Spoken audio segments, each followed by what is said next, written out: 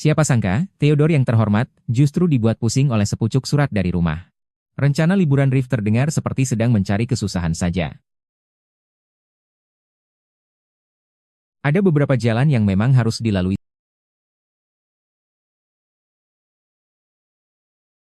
Dia ingin mengandalkan kekuatannya sendiri buat menyelesaikan masalah ini sampai tuntas. Tepat saat itu, pria yang sedang bekerja di luar jendela itu mungkin adalah celah yang dia cari. Melihat punggungnya, teman-temannya tak bisa menahan diri untuk kagum. Keberanian Vanessa yang sesekali meledak itu benar-benar bikin orang terkesima. Karena sudah memutuskan, sekarang tinggal lihat bagaimana dia bakal memecahkan kebuntuan ini. Temannya menyarankan agar Vanessa jangan terlalu banyak berpikir. Tapi tatapannya tak bisa lepas dari sosok di luar jendela itu. Sebenarnya, Mary berbisik pelan memastikan. Benar, katanya namanya Lifu. Nama ini, jangan-jangan. Vanessa terus menunggu kesempatan buat membalikkan keadaan.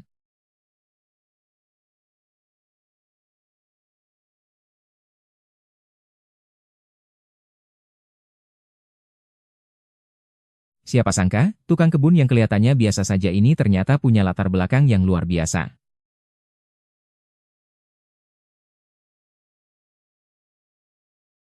Dia adalah tentara yang baru pulang dari medan perang, punya banyak jasa, dan dapat banyak medali. Sekarang dia lagi manfaatin cutinya buat bantu-bantu di perkebunan. Dia mau ke rumah keluarga Somerset untuk membantu pamannya berkebun. Theodore sosoknya bahkan belum resmi muncul, tapi para pelayan di rumah sudah heboh, semuanya bilang kalau ada cowok ganteng banget bernama Lifu yang baru datang.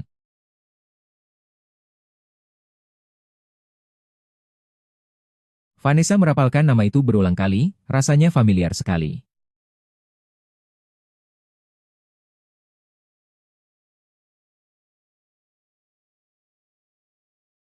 Tepat saat itu, ingatan yang terkubur dalam tiba-tiba muncul. Anak laki-laki yang dulu sering main kejar-kejaran dengannya, ternyata adalah dia.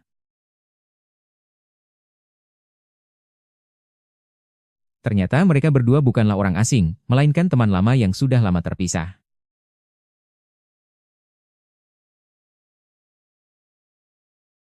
Si cengeng diingatannya dulu, kok sekarang berubah jadi sedingin ini. Perubahannya memang drastis sampai bikin orang nggak percaya. Tapi karena mereka teman lama, rencana selanjutnya bakal jauh lebih gampang. Vanessa memanggil Mary dan mengucapkan sesuatu yang bikin jantung berdebar. Kalau kamu punya barang yang nggak mau dijual, cara terbaik adalah bikin barang itu jadi nggak ada yang mau. Cukup dengan menciptakan noda hitam yang tak bisa diterima siapapun, maka urusan bisnis ini otomatis bakal batal. Hanya saja, apakah dia sudah benar-benar memikirkan risikonya? Kalau harus bikin skandal, maka pemeran utamanya, kalau dilihat-lihat, Lifu benar-benar pilihan sempurna yang dikirim oleh Tuhan. Riff malah santai saja, dia pikir itu jauh lebih baik daripada cuma bermalas-malasan. Belum lagi hal lainnya, wajahnya saja sudah cukup meyakinkan. Vanessa menatap punggung itu, bahkan merasa dia adalah utusan Tuhan yang dikirim untuk menyelamatkannya. Karena ada yang harus dia bicarakan empat mata dengan Tuan Theodore ini. Sekali melangkah, benar-benar tidak ada jalan untuk kembali. Vanessa pergi tanpa tujuannya sekarang sudah jelas, dia langsung menghampiri pria itu.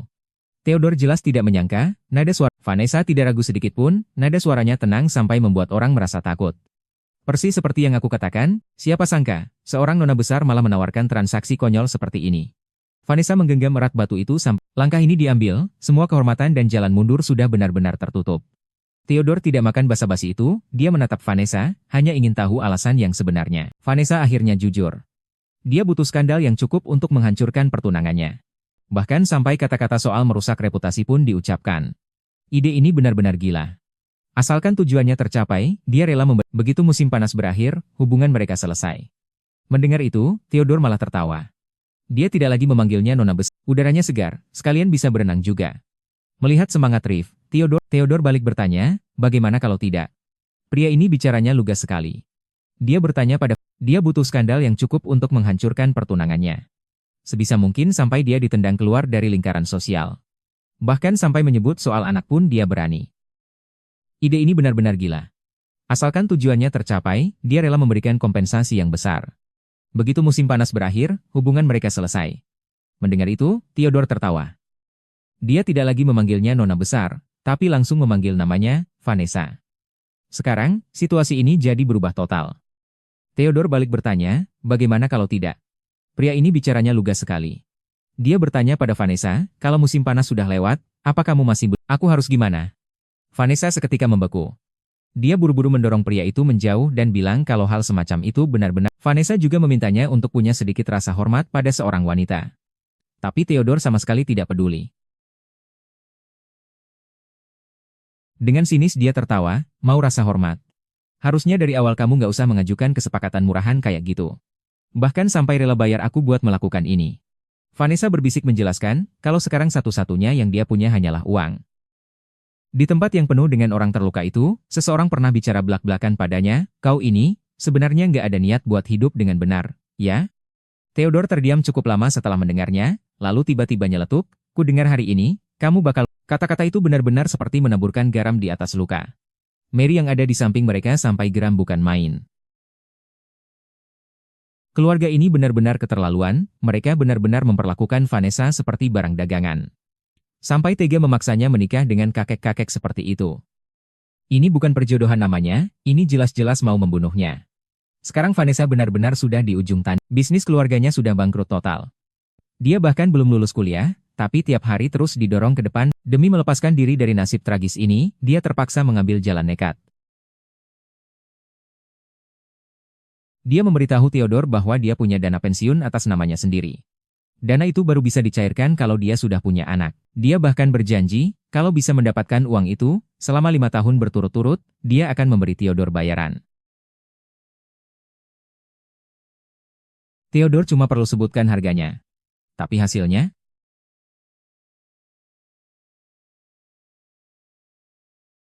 Theodore pergi begitu saja tanpa menoleh sedikit pun. Katanya, meskipun kamu memang menyedihkan, aku belum sampai rasa hampa yang sama sekali nggak punya gairah hidup ini. Melihat cara halus tidak mempan, Vanessa langsung mengeluarkan kartu asnya. Dia menatap Theodore tajam. Dengan penuh penekanan dia berkata, aku tahu apa yang sedang dilakukan pamanmu. Berkedok renovasi taman, dia sudah menggelapkan banyak uang, dan aku sudah memegang semua buktinya. Tadinya dia pikir ini bisa mengancam pria itu, tapi di matanya, ancaman Vanessa yang disebut-sebut tadkasannya jauh lebih membosankan daripada novel kelas 3. Hal semacam itu sudah jadi rahasia umum di kalangan atas. Wanita itu berbisik di telinga Theodore dengan nada menggoda. Dia menjanjikan kekayaan dan status yang tidak akan pernah. Aku ingin menyembuhkan semua luka masa kecilmu. Tapi pada akhirnya, ekor musang itu keluar juga, dia langsung ke intinya. Dia bilang, aku ingin membelimu. Begitu kata-kata itu keluar, bahkan Theodore pun benar-benar, dibandingkan wanita-wanita lain yang cuma ingin membelinya, cara Vanessa jelas jauh lebih menarik. Ini membuat Theodore untuk pertama kalinya merasa penasaran pada. Mungkin akan terus mengikutimu. Orang itu dulu pernah bilang, berhenti menimbang untung rugi terus-terusan. Dia bahkan merasa taktik seperti ini terlalu kekanak-kanakan.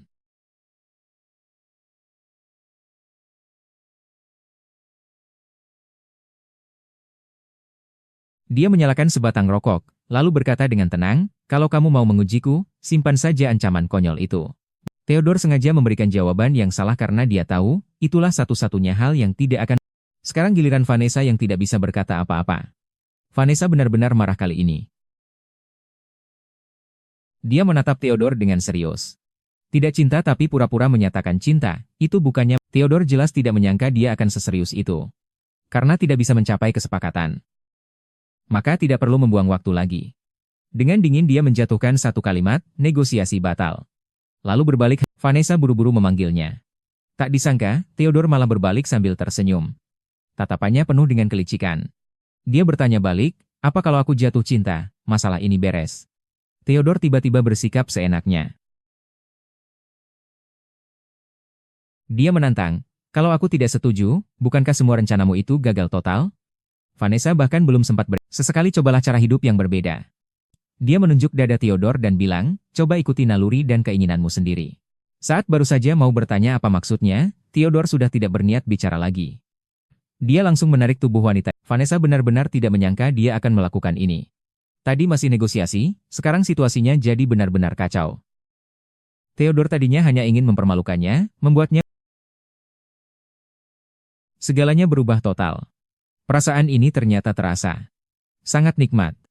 Dia yang tadinya mengira hal itu malah mulai meragukan dirinya sendiri, apakah dia benar-benar sudah jatuh hati? setelah mereka melepaskan diri. Theodore menatap Vanessa dan bertanya dengan nada menantang, bagaimana rasanya? Sekarang, siapa sebenarnya yang sedang mempermalukan siapa, jadi sulit untuk dikatakan. Vanessa tidak merasa takut sedikit pun. Dia menatap Theodore dan menjawab singkat, kita lihat saja nanti. Baginya, pikiran Vanessa itu benar-benar sebuah khayalan. Di saat yang bersamaan, di sisi lain perkebunan, Blair bersembunyi di balik kegelapan. Mengamati semua itu dengan dingin. Aku jamin, kalau kau melakukannya, pasti akan ada kejutan yang gak terduga. Dia tiba-tiba memanggil kepala pelayan. Pria itu sampai berhenti melangkah karena takut. Sepertinya bukan cuma Vanessa yang sedang diincar. Blair menatap dua orang di kejauhan, lalu bertanya pada kepala pelayan siapa sebenarnya pria yang bersama Vanessa itu. Blair menatap buku di tangannya, merasa ada yang janggal, seolah dia pernah melihat Theodore itu di suatu tempat. Sebelum Vanessa, Blair terus menatap orang di depannya, merasa sangat familiar. Rosalind justru terlihat santai, dia bilang tidak banyak yang perlu dibawa, toh kemanapun pergi, hidup tetap harus berjalan. Blair menutup buku di tangannya dan berkata dengan tenang, dia hanya ingin membalas budi. Namun, Blair tetap terlihat sangat tenang. Seolah ciuman tadi tidak pernah terjadi. Blair menatap orang di depannya, merasa sangat yakin pernah melihatnya di suatu tempat. Rosalind mendorong pintu dan langsung memecah keheningan. Dia bertanya dengan penasaran, siapa yang terlihat tidak asing, mengingat waktu perjalanan jauh tinggal kurang dari 1 bulan lagi. Blair bertanya padanya, apakah barang bawaan? Rosalind justru terlihat santai, berkata dia tidak punya banyak barang bawaan. Toh kemanapun pergi, hidup tetap harus berjalan, mungkin kata-kata itu tiba-tiba meledak di kepalanya. Theodore menatap peron di depannya, lalu bertanya tiba-tiba. Namun, di dalam hatinya dia masih memikirkan satu orang. Rosalind menghela napas, berkata alangkah baiknya jika Vanessa bisa ikut pergi. Padahal sudah sepakat untuk menanggung semua biaya, tapi kenapa Vanessa tetap tidak mau setuju? Lagi pula sebelum perjalanan dimulai, Vanessa telah mengizinkannya tinggal di kastel ini begitu lama. Namun, situasi saat ini memang tidak terlalu baik. Pihak Count Lawton tampaknya sedang terburu-buru untuk menjadikan pernikahan ini sebagai Rosalind langsung cemas mendengarnya.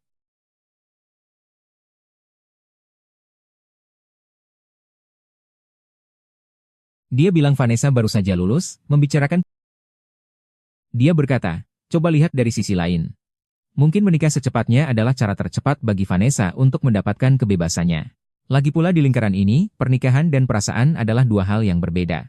Blair membetulkan kacamatanya dan berkata, mencari selingkuhan setelah menikah bukanlah hal yang aneh. Begitu kata-kata itu terucap, Rosalind terpaku. Dia tidak bisa menahan diri untuk berseru, Blair, pemikiranmu ini terlalu Neneknya terus mengeluh dan curhat di dalam surat. Katanya kalau Theodore tidak segera membalas, hati sang nenek bisa hancur berkeping-keping. Tadi kau bilang saudaramu itu ada di selatan? Sebelum Riff sempat mencerna ucapannya, Blair bergumam pelan, dia sangat menghargai hubungan ini lebih dari siapapun. Bagaimanapun, hubungannya dengan Vanessa selama bertahun-tahun ini memang sangat berharga. Setelah mendengarnya, Rosalind justru mematahkan semangatnya dan mengingatkannya untuk mengurus dirinya sendiri juga. Lagi pula, tunangan itu dipilih olehnya sendiri. Blair terdiam sejenak, lalu menjawab dengan datar, aku tahu. Dia menatap keluar jendela, ucapannya jelas menyiratkan makna lain. Dia mungkin lebih memahami masalah ini daripada siapapun. Kalimat terakhir Blair jelas penuh teka-teki. Mengenai rahasia di balik pertunangan ini, dia mengetahuinya jauh lebih baik daripada siapa. Dalam sekejap, beberapa hari pun berlalu. Perkebunan terlihat tenang-tenang saja, tapi masalah yang harus datang pasti akan datang juga. Theodore muncul di taman, dia menatap kejauhan dengan tatapan menerawang, seolah sedang merencanakan sesuatu. Tepat pada saat itu, terdengar suara keributan dari kejauhan. Orang di sebelahnya berbisik, sepertinya tamu hari ini sudah tiba. Ternyata, tamu yang datang kali ini adalah Count Lawton tersebut.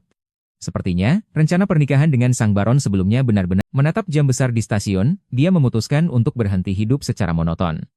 Karena hidup ini rasanya membosankan sekali. Mary sambil membawakan air untuk tukang kebun, tidak bisa menahan diri untuk menghela napas. Dia bilang dibandingkan dengan Count ini, baron sebelumnya masih jauh lebih baik. Li Fu merasa bingung dan buru-buru bertanya, apa yang sebenarnya terjadi? Mary merendahkan suaranya dan berkata, reputasi Count ini di luar sana sudah sangat buruk. Kabarnya dia sudah menikah beberapa kali, tapi tidak ada yang tahu kemana para mantan istrinya itu berakhir. Dan di rumahnya sendiri, dia juga sering berbuat tidak senonoh kepada para pelayan wanita.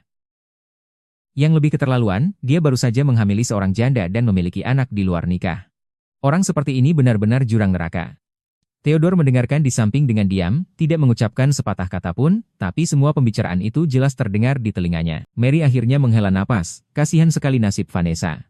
Dia yang berhati sangat lembut, kenapa harus terjebak dalam situasi seperti Mary semakin kesal, apakah harus melakukan perjodohan seperti ini demi mengumpulkan uang? Ini sama saja dengan mengais Sam, maka dia pergi ke selatan untuk melihatnya. Theodore langsung Li Fu menggelengkan kepala, apa mereka tidak akan puas sebelum menghancurkan sisa harga diri keluarga ke dalam lumpur. Mary buru-buru menyuruhnya pelan-pelan, kalau kata-kata seperti itu terdengar orang lain, habislah mereka. Ternyata Li Fu baru saja kembali dari militer dan tidak tahu betapa menderitanya kondisi keluarga. Harga diri saat ini sudah tidak ada harganya. Bisnis yang dikelola Paman Blair sudah lama bangkrut total. Vanessa saat ini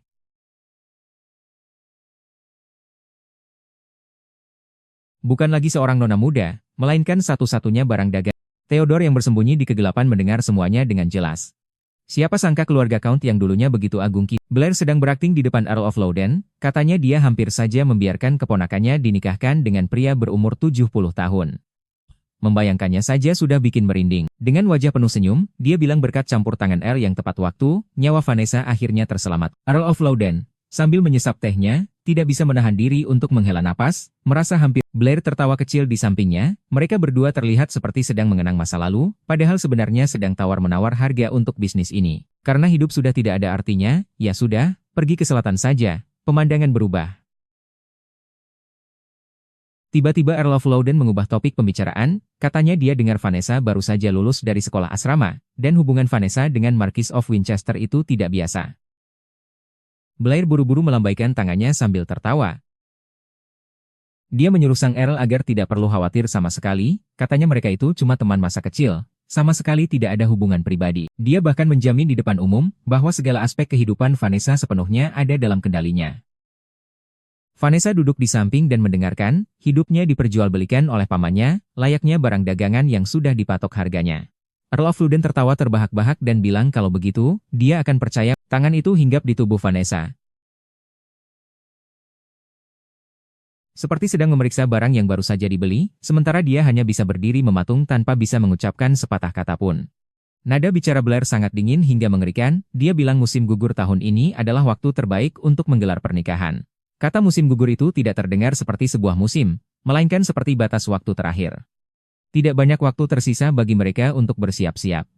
Earl of Loudon tertawa semakin puas, dia jelas sangat senang dengan rencana itu. Setelah itu, dia pun menyinggung soal urusan bisnis tadi. Terdengar suara tawa dari kastil Gloucester. Wyatt sedang asyik mengobrol dengan Somerset. Dia menatap Vanessa. Vanessa dibiarkan berdiri di samping sambil mendengarkan, mereka dengan santainya mulai membahas pembagian keuntungan. Ternyata pernikahan ini hanyalah pintu pembuka bagi mereka. Di dalam manor yang dingin ini, nasibnya ditentukan hanya dengan beberapa patah kata saja. Apa yang baru saja didengarnya membuat Theodore benar-benar sadar. Dulu dia pikir mereka begitu dekat, namun kenyataannya, ada jurang tak kasat mata yang kini memisahkan dirinya dan Vanessa. Dia tidak menoleh ke belakang, dan juga tidak bertanya pada siapa. Di bawah sinar matahari terbenam yang menyilaukan, Theodore berjalan sendirian menjauh. Tidak ada yang tahu kemana dia pergi, apalagi apa yang sebenarnya berkecamuk. Vanessa mengejar dari belakang dengan putus asa, memanggil nama Theodore dengan keras, memohon agar dia berhenti sejenak untuk bicara. Namun Theodore bahkan tidak menoleh, suaranya sedingin es batu. Dia bilang, di antara mereka sudah tidak ada lagi yang perlu dibicarakan. Vanessa tidak mau menyerah, dia mengejarnya sampai dekat, suaranya dipenuhi nada memohon. Dia bertanya, bisakah kita mencoba sekali lagi? Theodore akhirnya menghentikan langkahnya, dia berbalik dan bertanya balik. Dia memuji sang bangsawan yang berhasil mendidik keponakan. Kalimat itu membuat semua kata-kata yang ingin diucapkan Vanessa tertahan di tenggorokannya. Dia menatap pria di depannya dan tiba-tiba menyadari, ada sesuatu yang jika sudah pecah, maka tidak akan pernah bisa disatukan kembali. Vanessa tiba-tiba berkata, maksudku soal ciuman itu. Vanessa terbata-bata mencoba menjelaskan tentang kali ini, tapi Theodore sama sekali tidak berniat mendengarkan. Vanessa menatapnya, dengan nada bicara yang penuh keyakinan tanpa keraguan, aku yakin aku bisa melakukannya dengan lebih. Namun sedetik kemudian, Theodore tiba-tiba berubah raut wajahnya, dengan dingin dia berkata, Tidak ada gunanya karena dia sama sekali tidak memiliki perasaan pada Vanessa. Melihat Theodore hendak pergi, Vanessa buru-buru menahannya. Dia mengeluarkan kartu as terakhirnya. Bahwa tanggal pernikahannya dengan Earl of Loudon sudah ditetapkan. Vanessa mengakuinya sendiri. Saat musim gugur tiba, pernikahan akan dilangsungkan sesuai jadwal. Theodore mendengarnya, malah dia melontarkan kalimat yang sangat kejam. Dia bilang jika Vanessa memang kesepian, lebih baik pakai saja uang, jangan mengganggunya lagi. Vanessa berbisik menjelaskan, dia tidak punya. Vanessa cuma berdiri diam di sana. Wyatt tampak sangat puas. Bahkan merasa gadis itu jauh lebih luar biasa dan kastil ini dipenuhi mata yang terus mengawasinya. Dan semuanya adalah orang suruhan pamannya, Wyatt. Theodore dengan enteng menyarankan, jika begitu, pergi saja sejauh mungkin. Namun Vanessa terdiam. Karena orang tua dimakamkan tidak jauh dari sini. Vanessa bersikeras ingin tetap tinggal, dia bilang dirinya adalah, Theodore justru merasa itu sangat konyol. Hanya demi menjaga orang yang sudah tiada, apakah dia harus membiarkan dirinya menanggung skandal seumur hidup? Menjadi bahan tertawaan para bangsawan setelah jamuan teh? Namun kalimat dia menatap Theodore dan menyebut sebuah nama, Leif. Apa kamu benar-benar tidak mengingatku? Bukankah kita sering bermain bersama saat kecil dulu? Mendengar nama itu, Theodore seketika menyadari ada yang tidak beres. Ternyata Vanessa dari awal hingga akhir salah mengenali orang. Dia sama sekali bukan Leif. Namun jika dia mengungkapkan kebenarannya sekarang, Vanessa pasti akan langsung berbalik. Pergi mencari Leif yang asli. Lalu mengatakan tawaran tadi, persis seperti itu Theodore tahu betul di dalam hatinya.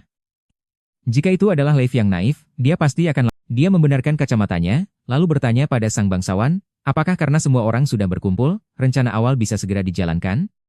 Vanessa pun membuka kartunya. Dia bilang dia tahu tawaran ini sangat keterlaluan. Tapi alasan dia terus menguntit, itu karena dia benar-benar orang asing. Jadi, sekalipun ada skandal yang meledak, bagi Theodore, itu bukan masalah besar. Lagi pula, dia bukan bangsawan, jadi tidak ada yang perlu dipermalukan. Kalimat itu benar-benar menusuk hati. Theodore terdiam sejenak, lalu bertanya dengan dingin, kalau hari ini aku seorang bangsawan, apa kamu berani mengajukan permintaan seperti ini? Vanessa akhirnya mengungkapkan isi hatinya. Jika lawannya adalah bangsawan kaya, pamannya yang serakah, Wyatt, pasti akan menjualnya seperti barang dagangan demi keuntungan lebih. Dia tidak ingin dikendalikan oleh siapapun, apalagi keluar dari lubang buaya hanya untuk masuk ke dalam penjara yang bernama. Baginya, jika tidak ada cinta sejati, pernikahan sama sekali tidak ada artinya. Vanessa akhirnya memberikan janji, dia tidak akan menyeret Theodore. Saat skandal itu membesar, Theodore pasti sudah, semua cemoohan dan tekanan, akan dia tanggung sendiri. Pernikahan bahkan belum dimulai, tapi sang baron sudah mengajukan permintaan yang kelewat batas. Dia secara terbuka meminta. Vanessa masih memanggil nama itu dengan penuh perasaan, Lifu, tapi dia sama sekali tidak tahu, pria yang berdiri di depannya ini, Theodore, menyimpan rahasia apa. Theodore sekarang dihadapkan pada 3 pilihan. Tetap berpura-pura menjadi rakyat jelata dan membawanya pergi, atau mengungkap identitas aslinya sebagai Duke untuk menyelamatkannya dari lumpur ini, atau menolak tawarannya, dan mengakhiri musim panas ini, sampai jawabannya sebenarnya sangat sederhana, Theodore belum puas bermain. Dia masih ingin menikmati liburan tak terduga ini sedikit lebih lama lagi. Dia sudah punya rencana. Soal wanita ini, dia cukup untuk menjadi mangsa pertamaku. Laba-laba. Kurasa ada laba-laba masuk ke bajuku. Theodore mendekatinya. Theodore memanfaatkan kesempatan itu untuk merapat. Jarak yang tiba-tiba ini membuat Vanessa terpaku. Benar saja, seekor laba-laba sedang merayap di punggungnya. Theodore menepisnya, krisis tampaknya sudah teratasi. Vanessa bertanya pelan, sudah hilang, terus laba-labanya kemana? Theodore menatap makhluk kecil di tanah itu, nadanya menjadi sulit ditebak. Pembuktian kesucian sang pengantin wanita. Wyatt langsung menyanggah. Tuduhan, dia berkata, siapa yang tahu, nada bicara Theodore datar saja.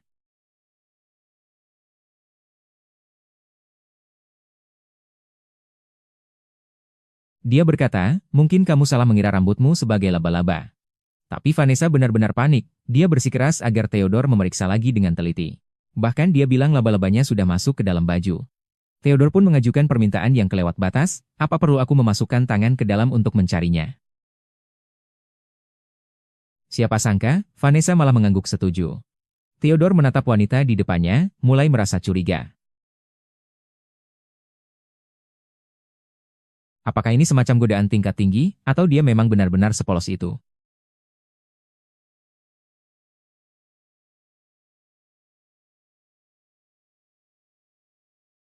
Tapi apapun kenyataannya, dia sudah mengulurkan tangannya. Tangan Theodore benar-benar sudah melewati batas. Sambil terus mencoba, dia berbisik di telinga Vanessa, apa yang harus kulakukan? Vanessa terpaku, sama sekali tidak bisa menjawab. Theodore ini sama sekali bukan mencari laba-laba, ini jelas-jelas sedang bermain api. Suasananya mendadak berubah total. Vanessa bahkan tak bisa menyelesaikan kalimatnya. Tapi Theodore malah tenang secara tidak wajar. Ujung-ujungnya, semua ini cuma soal perjodohan keluarga kerajaan itu. Seluruh keluarga menunggu dengan tidak sabar supaya dia ambil cuti dan pulang, seperti benar-benar sebuah penghinaan bagi Vanessa. Tapi si Baron tidak peduli. Dia berbisik. Laba-laba yang kamu cari sudah lari. Ini jelas disengaja. Sekarang baru bertanya apakah harus berhenti? Siapa yang bisa menahan diri? Mulutnya bilang tidak mau. Tapi reaksi Vanessa sangat jujur. Dia tiba-tiba berubah pikiran, menatap Theodore dan berkata, lanjutkan. Jangan berhenti. Kali ini Theodore benar-benar tidak berakting lagi. Karena kamu sendiri yang meminta, maka situasi selanjutnya. Ciuman itu membuat Vanessa benar-benar kehilangan akal. Dia tidak pernah menyangka, Theodore yang ada di depannya ini, kapan jadi seagresif ini. Apa ini benar-benar bocah yang ada di ingatannya dulu? Dia yang sekarang, sudah tumbuh menjadi pria yang benar-benar tak tertahankan. Perbedaannya terlalu drastis. Theodore di depannya ini benar-benar sosok yang berbeda dari si tukang nangis di ingatan Vanessa. Dia bahkan mulai mendesak, bertanya pada Vanessa.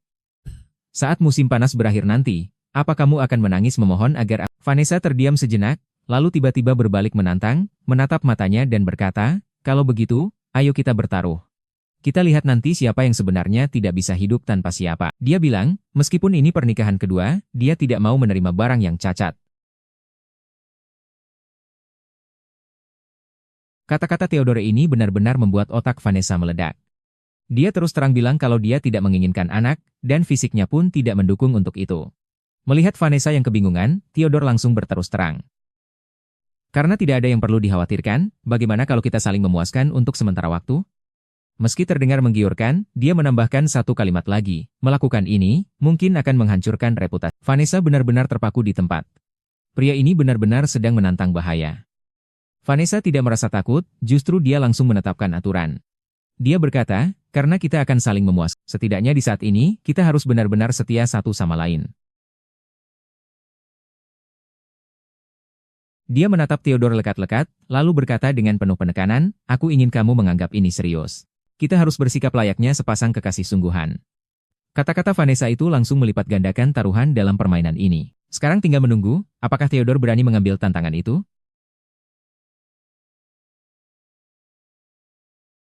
Demi mencapai tujuannya, dia bahkan memberi janji besar pada keluarga. Tanpa ragu sedikit pun, Theodore langsung menjawab satu kata, oke. Dia membalas gerakannya begitu cepat sampai-sampai tak ada waktu untuk bereaksi. Dia menatap Vanessa dan bertanya, tadi kamu bertanya, apakah aku punya rasa percaya? Kemudian dia menjawab dengan tegas, aku punya. Kali ini giliran Vanessa yang terjepit. Theodore tidak hanya menerima tantangan itu, tapi dia juga berniat memainkan sandiwara ini sampai akhir. Vanessa bersumpah dalam hatinya, bahkan jika nyawanya jadi taruhan, dia tidak akan pernah menjadi orang pertama yang mengucapkan kalimat aku mencintaimu. Ini bukan cuma soal harga diri, tapi juga benteng pertahanan terakhirnya dalam permainan ini. Theodore seolah bisa membaca keras kepalanya itu. Dia tersenyum dan berkata, kalau begitu, aku akan menunggu dan melihat. Meski dia tidak pernah percaya pada dewa atau semacamnya, dia jelas sangat menikmati proses menghancurkan pertahanan lawan secara perlahan. Dia menarik tangan Vanessa lagi, karena peraturannya sudah dibuat, bukankah hal yang belum selesai tadi harus dilanjutkan?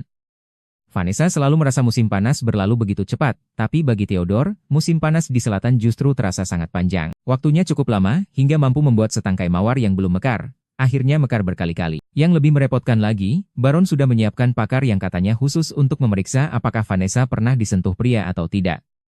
Dia berbisik di dekat telinga Vanessa, nadanya penuh dengan kepercayaan diri seorang pemenang yang berbahaya. Dia berkata, Vanessa, kamu seharusnya tidak bertaruh dalam permainan yang sudah pasti akan kamu menangkan.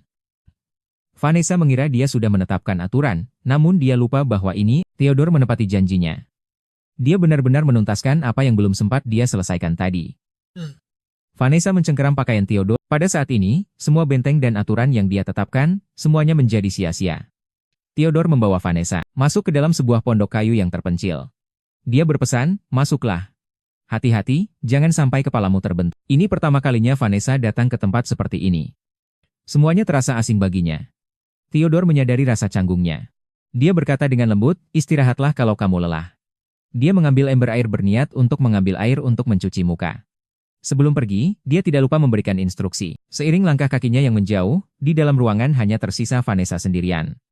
Meskipun tempat ini bisa melindunginya dari angin dan hujan, tapi masalah yang sebenarnya mungkin baru saja dimulai. Setelah ruangan menjadi sunyi, Vanessa duduk sendirian di. Dia tidak bisa menahan diri untuk menghela napas.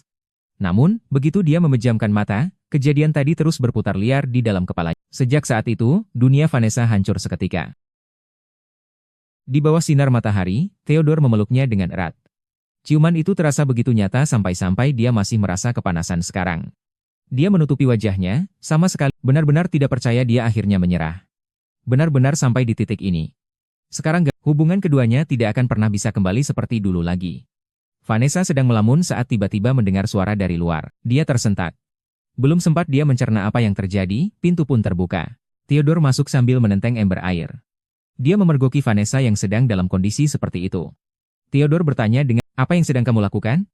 Vanessa merasa sangat malu sampai ke ubun-ubun. Kepalanya kosong. Sampai-sampai dia bicara melantur dan tidak bisa merangkai satu kalimat pun dengan jelas. Vanessa melihat sekeliling dan menyadari ruangan ini. Meskipun terlihat sederhana dan tua, isinya ternyata barang-barang mewah. Dia tidak bisa menahan diri untuk bertanya, apakah tunjangan angkatan laut benar-benar sebagus itu? Theodore hanya menjawab dengan tenang, ya, lumayan. Vanessa menggelengkan kepalanya, menasihatinya agar tidak menghabiskan uang untuk barang mewah. Theodore tidak menjawab, malah menunjukkan senyum yang penuh arti. Seiring dengan meninggalnya sang bangsawan tua, gelar tersebut langsung jatuh ke tangan pamannya, Wyatt. Dia tiba-tiba mendekat dan mengambil handuk untuk membantu Vanessa membersihkan diri. Dokter, ujarnya, aku tahu bagaimana cara menggunakan uangku. Vanessa benar-benar kehilangan arah dan buru-buru bilang kalau dia bisa melakukannya, tapi Theodore tidak berniat berhenti. Pada jarak sedekat ini, suasananya mendadak jadi agak berbahaya. Theodore sambil membantunya membersihkan diri, berkata dengan santai, tidak ada cermin di ruangan ini. Kamu tidak bisa melihat keadaanmu yang sekarang. Hati Vanessa mencelos, dia berbisik bertanya, apakah aku terlihat sangat berantakan sekarang? Theodore menatapnya sejenak, lalu tiba-tiba tersenyum licik dan berkata, begini saja. Siapapun yang melihat, pasti tahu apa yang kita lakukan di taman tadi. Vanessa merasa serba salah dan menyuruhnya untuk pelan-pelan. Namun, Theodore tiba-tiba berhenti, memegang ujung rambutnya dengan nada bicara yang berubah. Dia berkata, tapi kamu harus sadar.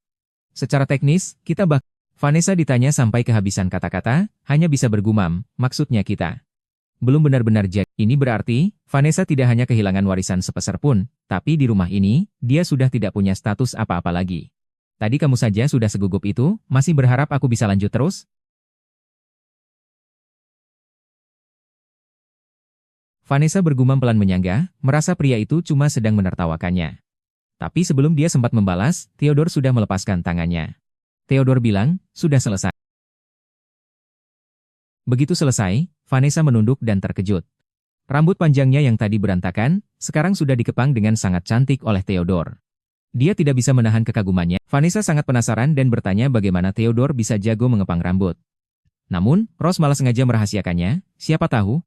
Theodore menatap Vanessa dan meninggalkan kalimat yang penuh arti, nanti kalau kita ketemu lagi, baru aku kasih tahu. Nah kan, sekarang dia punya alasan untuk bertemu lagi. Tapi baru saja sampai di rumah, Vanessa langsung kena semprot. Pelayan Mary panik setengah mati, katanya Vanessa menghilang sejak selesai makan siang, dan semua orang di rumah mencarinya kemana-mana. Vanessa merasa bersalah, dia terpaksa berbohong dengan nekat, bilang kalau tadi dia membaca buku di taman lalu tertidur pulas. Dia saja merasa tidak yakin saat mengucapkannya. Lebih parah lagi, Wyatt sekarang menjadi wali sahnya. Mata Mary tajam sekali, dia langsung sadar ada yang aneh. Dia bertanya pada Vanessa, kenapa pita rambutnya jadi sekotor itu? Ada banyak bekas rumput yang tidak. Mary merasa pita itu sudah rusak dan berniat membuangnya. Tapi tepat saat itu, Vanessa tiba-tiba mencegahnya. Vanessa mengambil kembali pita itu, nadanya terdengar sedikit aneh. Dia bilang, tidak usah dibuang. Pita ini mungkin masih berguna saat mereka bertemu lagi nanti. Saat malam sudah larut, Theodore tinggal sendirian. Pria yang biasanya terlihat sangat tenang itu, kali ini benar-benar tampak kehilangan fokus. Dia tidak bicara sepatah kata pun, hanya melamun sambil menatap benda di tangannya. Awalnya dia pikir ini hanyalah sebuah. Ternyata, orang yang justru terjebak duluan adalah dirinya sendiri.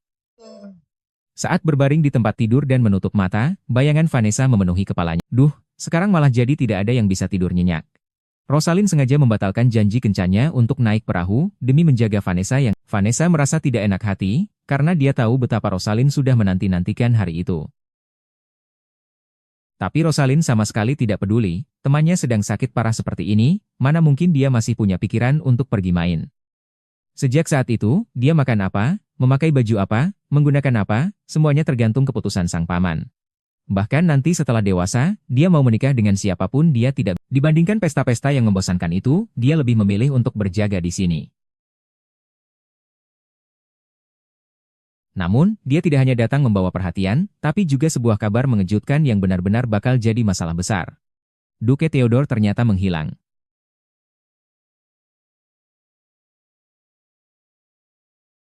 Sekarang rumor tersebar luas di luar sana, orang-orang bilang Duke itu, sampai rela membatalkan pertunangan dengan pihak kerajaan demi selingkuhannya, dan memilih menghilang dari muka bumi. Rosalind membaca koran sambil menghela napas, pria ini pasti sudah benar-benar tergila-gila sampai bersembunyi, dan hanya mengurus pekerjaan lewat email dan telepon. Cara bersembunyi seperti ini, namun tetap bisa mengurus semua urusan dengan rapi tanpa celah, kok rasanya familiar sekali? Rosalind melihat Vanessa menatap foto itu cukup lama tanpa bergerak, dia pun menggoda. Jangan bilang kamu naksir sama Duke ini. Vanessa buru-buru menggeleng membantah, tapi perasaan familiar itu tetap tidak bisa hilang. Saat mereka sedang mengobrol, tiba-tiba Blair memotong pembicaraan dan bertanya siapa sebenarnya yang membuat mereka tertarik. Mendengar ucapan selamat yang penuh kepalsuan itu, perut Vanessa terasa mual bukan main. Rosalind belum menyadari suasana yang mulai tidak enak, dia masih bercanda, Duke ini, wajahnya tipe yang bikin dia sama sekali tidak memikirkan hal itu. Tapi Blair memperingatkannya dengan serius. Tidak peduli terlihat jelas atau tidak. Lebih baik jangan merasa penasaran dengan pria ini. Dia merendahkan suaranya dan berkata bahwa Duke Theodore ini, kehidupan pribadinya sangat berantakan. Jauhi orang seperti itu sejauh mungkin. Kabarnya ada banyak, mereka semua bilang mengandung anaknya. Dan orang ini sangat misterius. Sejak umur 10 tahun dia tidak pernah menampakkan diri. Tidak ada satupun foto publik tentangnya. Blair merasa pasti ada sesuatu yang tidak beres. Seorang pria yang menyembunyikan diri seperti itu pasti tidak melakukan hal yang baik. Rosalind malah terlihat meremehkan. Dia merasa Blair cuma iri karena pria itu jauh lebih hebat darinya. Sengaja berpikir buruk tentang orang lain. Keduanya langsung berdebat di sana. Vanessa mencoba menengahi tapi mereka berdua kalau sudah bertengkar benar-benar tidak ada yang mau mengalah. Akhirnya, Blair dan Rosalind dengan wajah harus diingat. Pria melakukan apapun itu pasti punya tujuan. Menghadapi peringatan serius dari Blair. Surat ini benar-benar bikin stres. Reeve yang berdiri di sampingnya mendekat lalu bertanya, surat paksaan nikah lagi? Theodore menjawab, setiap kali aku ambil cuti, ini sudah jadi ritual wajib tahunan, nggak bisa dihindari lagi. Masa depan yang menjadikannya seperti boneka kayu ini, benar-benar membuatnya muak setengah mati. Vanessa hanya bisa mengangguk patuh. Rosalind tidak tahan lagi. Plak. Dia langsung memotong pembicaraan dengan kipas lipat di tangannya. Dia bilang, merasa penasaran dengan lawan jenis itu hal yang sangat wajar. Tidak perlu berlebihan begitu. Yang paling penting sekarang adalah segera memulihkan kesehatan. Karena acara jalan-jalan nanti, itulah inti yang sebenarnya. Beberapa hari kemudian, Theodore menerima telepon dari rumah. Lawan bicaranya melaporkan urusan rutin seperti biasa. Katanya donasi dan bisnis semua berjalan lancar. Lalu, lawan bicaranya mencoba bertanya apakah dia ada rencana untuk pulang lebih awal. Nada bicara Theodore langsung berubah dingin. Dia dengan tegas menyatakan, dia sudah bilang dari awal kalau dia mau liburan di sini, dan jangan ada yang berani coba-coba mengacaukan rencananya. Orang di seberang telepon terdengar sangat serba salah. Katanya, nyonya besar belakangan ini ngamuk luar biasa gara-gara masalah ini. Bahkan, semua kegiatan Theodore mendengus dingin. Dia menyuruh orang itu menyampaikan pesan ke neneknya. Dia akan pulang kalau memang sudah waktunya pulang. Dia bilang jangan kelewatan kalau mau tantrum. Orang di telepon masih saja lanjut bergosip, lalu bertanya padanya. Begitu dewasa dipaksa menikah, rasanya tidak ada bedanya dengan dijual. Apa dia benar-benar sudah ketemu orang yang ingin dinikahi? Bahkan mereka bercanda, kalau mau nikah kilat. Theodore mendengar rumor itu dengan nada meremehkan. Dia merasa semua gosip romantis itu benar-benar tidak masuk akal. Tepat saat itu, sosok Vanessa melintas sekilas. Di telepon, orang itu masih saja ngoceh soal sikap nyonya besar. Detik ini, semua rumor dan omong kosong itu rasanya jadi... Tapi pas nengok, dia malah melihat Vanessa lincah sekali di luar sana. Orang di telepon menyadari ada yang aneh. Theodore cuma menjawab seadanya untuk mengalihkan pembicaraan, tapi tiba-tiba tubuhnya kaku. Vanessa di luar sana sedang tertawa ceria dengan orang lain. Pemandangan mesra itu sungguh menyakitkan mata. Theodore mencengkeram gagang telepon dengan erat. Ternyata tawaran itu tidak cuma diberikan kepada dia saja, ya. Theodore langsung memotong pembicaraannya. Dia menyuruhnya untuk menunda dulu urusan persiapan pernikahan. Sekarang ada hal yang jauh lebih mendesak. Karena pihak lawan menganggapnya sebagai barang dagangan, istilah barang cacat itu rasanya memang cukup pas.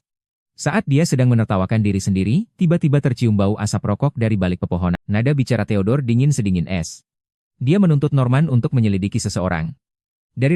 Jangan lewatkan satu detail pun. Terutama lingkungan pergaulannya dan hubungannya dengan pria-pria itu. Semuanya harus digali sampai ke akar-akarnya. Theodore mengeja nama itu satu persatu dengan penuh penekanan. Vanessa, dia harus memastikan segalanya tentang wanita ini. Tidak ada satu hal pun yang boleh luput dari matanya. Rosalind sibuk menanyakan situasinya. Apa kontrak buku barunya sudah ditandatangani? Vanessa mengangguk. Bukan cuma kontraknya saja yang didapat. Penerbit bahkan mau membuatkan iklan khusus untuknya. Kali ini dia benar-benar akan jadi terkenal. Tapi dia tidak seoptimis itu.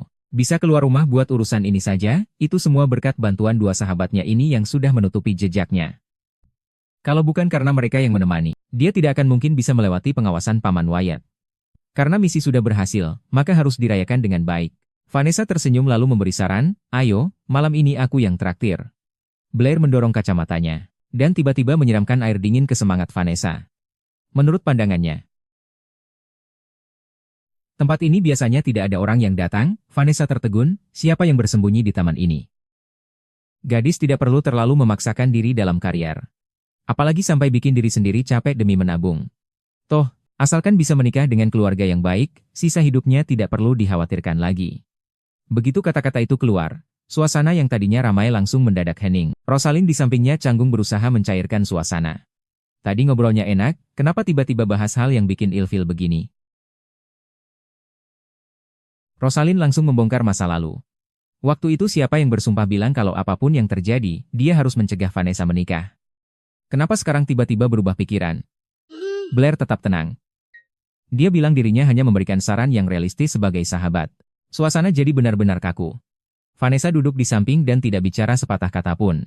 Rosalind buru-buru mencoba mencairkan suasana lagi. Dia bilang Vanessa cuma mau merasakan pengalaman hidup, tidak perlu memaksakan diri begitu keras.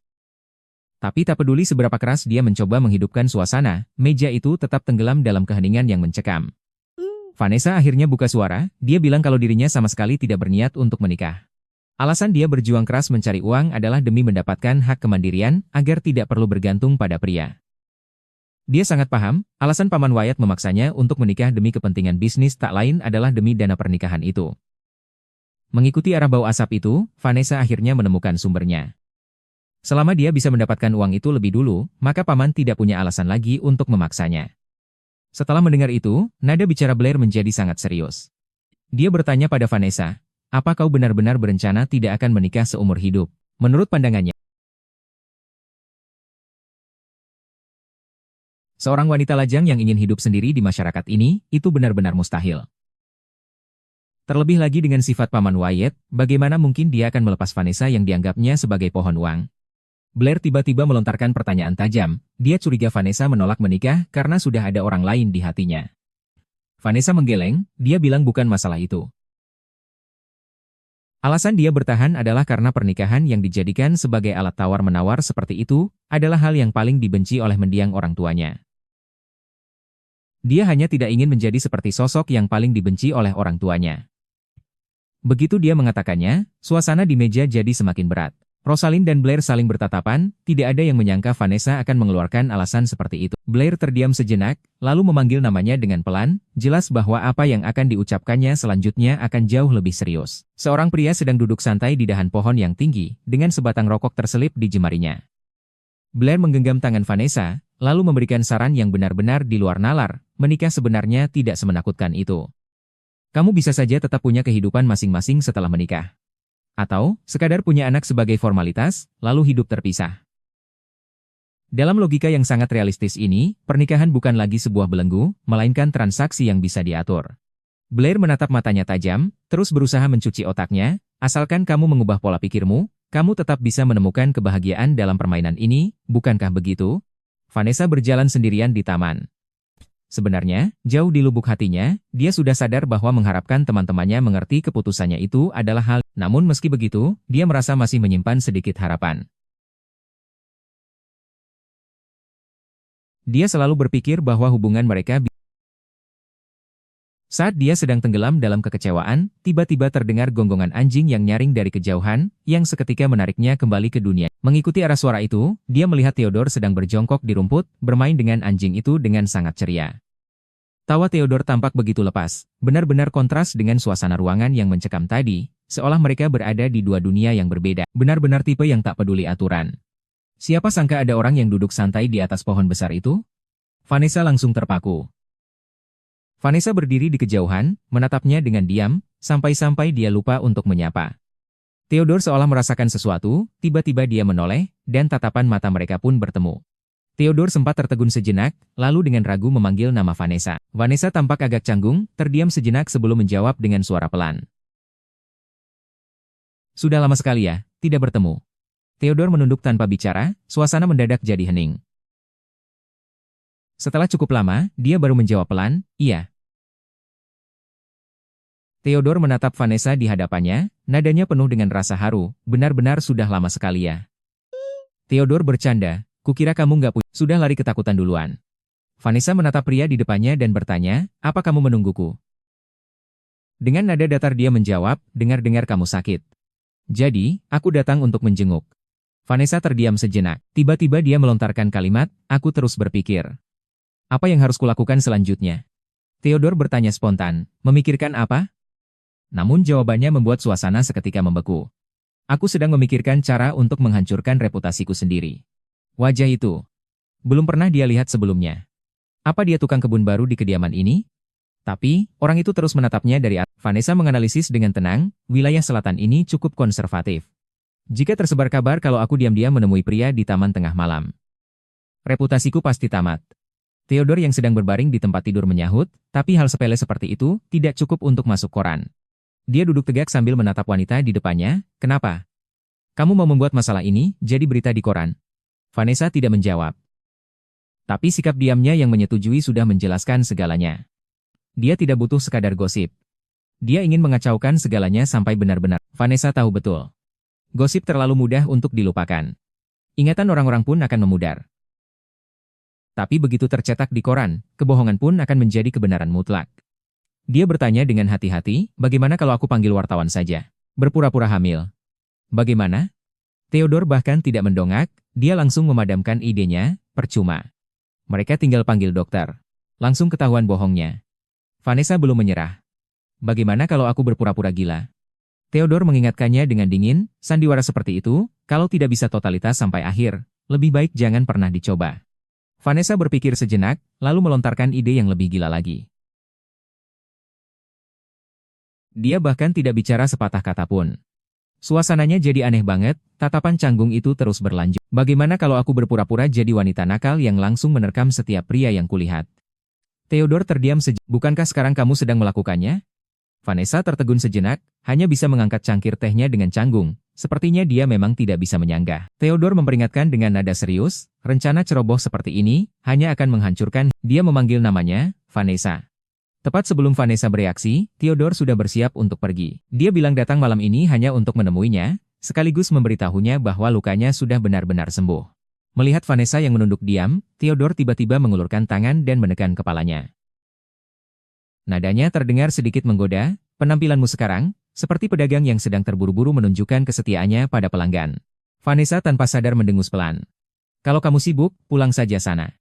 Theodore di mulut bilang hari ini memang tenggat waktu naskah, tapi tubuh dia tidak hanya tidak pergi, malah sibuk memainkan rambut Vanessa tanpa peduli sekitarnya.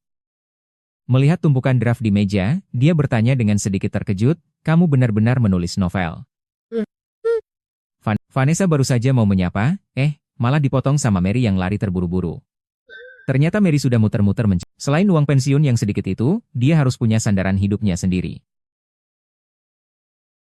Meskipun Blair dan Rosalind selalu menasihatinya, cari uang ya cari uang, tapi jangan memforsir diri terlalu keras. Tapi di dalam hati dia tahu, tanpa uang, dia tidak akan bisa pergi kemana-mana.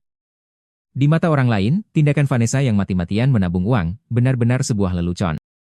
Teman-temannya menganggap dia hanya sedang mencari pengalaman hidup, toh setelah menikah nanti, dia tidak perlu pusing memikirkan biaya hidup.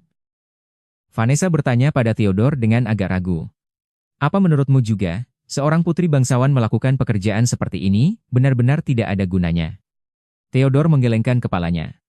Baginya, usaha keras seperti ini justru lebih layak dihormati daripada mereka yang cuma bermalas-malasan. Vanessa mengejar dengan pertanyaan, jadi, kamu juga percaya dengan nilai sebuah kerja keras? Theodore menatap tumpukan naskah di meja, lalu memberikan jawaban yang paling real. Daripada kerja keras, aku lebih percaya pada nilai uang. Vanessa tertegun sejenak, tapi kemudian mengerti. Memang masuk akal. Dia bergumam pelan, begitu menikah, tunangan, atau setidaknya pacaran dulu. Akhirnya ketemu juga. Vanessa buru-buru menarik tangan Mary, menanyakan soal pria yang duduk di atas pohon tadi. Melihat Theodore yang begitu belak-belakan, Vanessa tak bisa menahan tawa. Kejujuran yang saking jujurnya sampai terdengar dingin ini, justru membuatnya merasa tenang. Theodore tidak berkata apa-apa, dia hanya menatapnya dengan tenang. Di matanya, ketenangan yang biasanya ada kini memudar, digantikan oleh emosi yang sulit dijelaskan. Dengan suara rendah, dia memanggil. Panggilan itu membuat suasana yang tadinya tenang, seketika berubah menjadi intim dan penuh ketegangan. Suasananya sudah terbangun begitu rupa, dan Theodore sama sekali tidak berniat memberi Vanessa kesempatan untuk mundur. Semuanya terjadi begitu saja. Pria di hadapannya ini seperti orang yang berbeda, gerakannya begitu agresif, tidak seperti biasanya. Vanessa benar-benar dibuat kewalahan oleh perubahan yang tiba-tiba ini. Secara refleks, dia mencoba mencegahnya, tunggu dulu, berhenti. Tapi Theodore saat ini jelas tidak bisa mendengar kata-kata apapun. Situasi benar-benar di luar kendali. Suara Theodore terdengar di dekat telinganya, membawa tekanan yang membuatnya tak sanggup menolak. Dia bertanya pada Vanessa, kenapa? Kamu mau aku berhenti? Sebenarnya siapa dia itu? Tapi baru saja Vanessa berkedip, orang di atas pohon itu. Vanessa benar-benar kacau. Dia tidak menyangka, hanya gara-gara masalah sepele ini, dirinya bisa kehilangan kendali sampai sejauh ini. Theodore tidak berniat melepaskannya. Dia menatap mata Vanessa, tatapannya penuh dengan tantangan. Dia berkata, saat musim panas ini berakhir nanti, kamu yakin tidak akan menangis dan memohon supaya aku tidak pergi? Vanessa menatap pria di hadapannya. Tangan yang terulur itu seolah sudah memberikan jawaban. Sekarang sudah tidak ada jalan untuk kembali. Theodore berbisik, sekarang sudah tidak bisa berbalik lagi. Di bawah keremangan lampu, Theodore menatapnya lekat, matanya memancarkan tekad yang tak terbantahkan.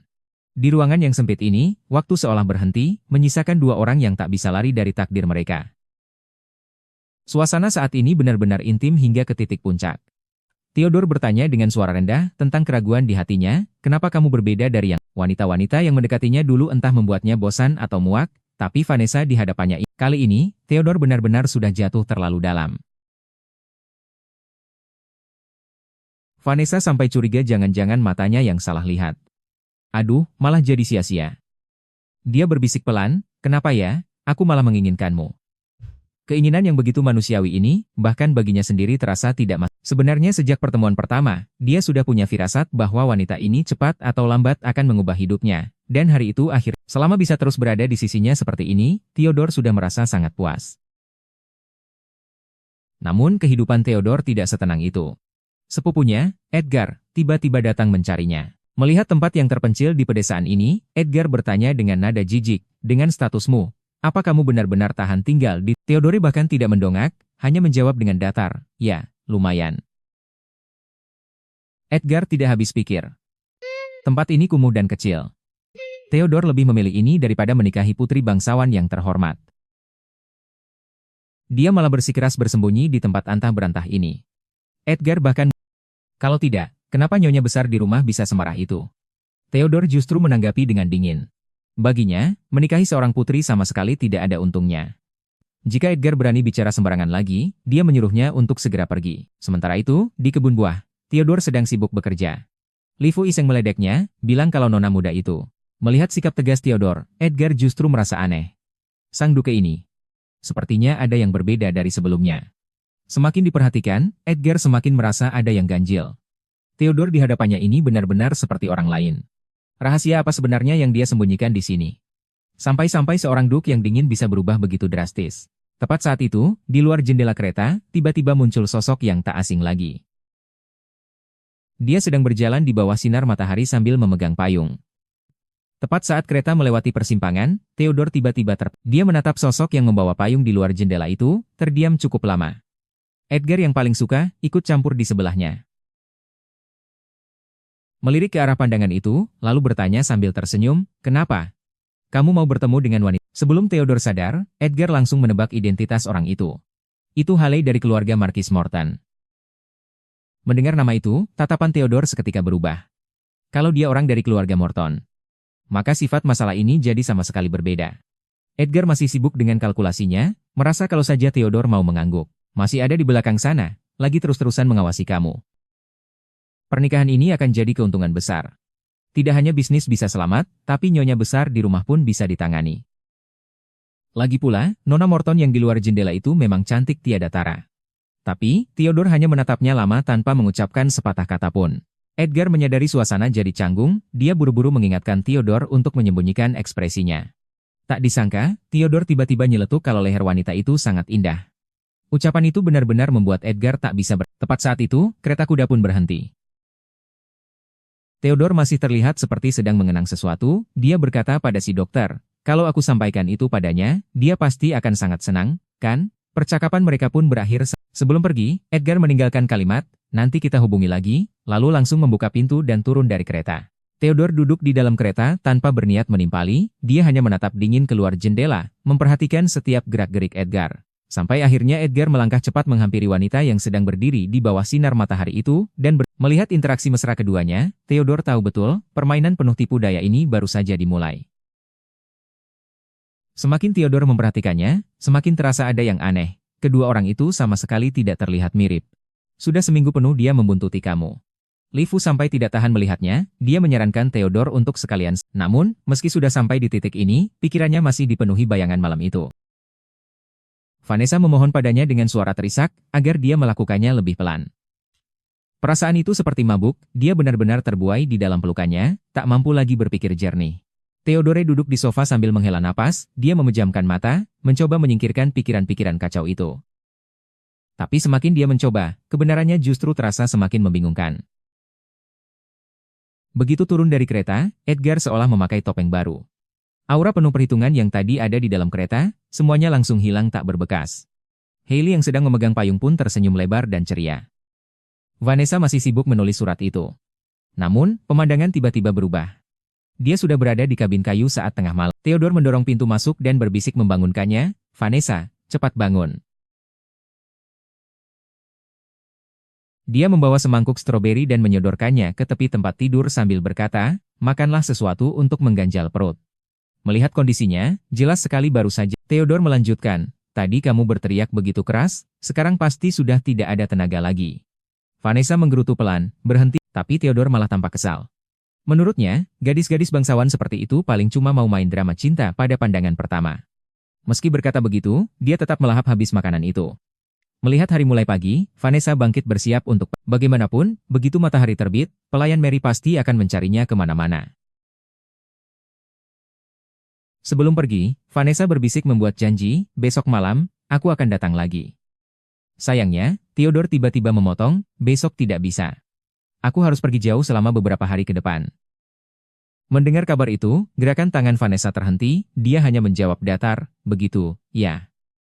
Theodore tiba-tiba mendekat, dan sebelum Vanessa sempat bereaksi, dia menciumnya. Hal ini membuat, dengan bingung dia bertanya, "Apa yang sebenarnya kamu lakukan?" Theodore hanya tersenyum, dengan nada bicara yang tidak menerima bantahan. "Kalau kamu bisa menunggu di sini sampai aku kembali, aku akan membawakanmu hadiah." Setelah mengatakan itu, dia berbalik pergi begitu saja, meninggalkan Vanessa sendirian melamun di ruangan yang kosong. Apakah ini janji yang manis, atau bentuk lain dari kekangan? Vanessa berbaring sendirian di atas meja, bikin enek mendengarnya.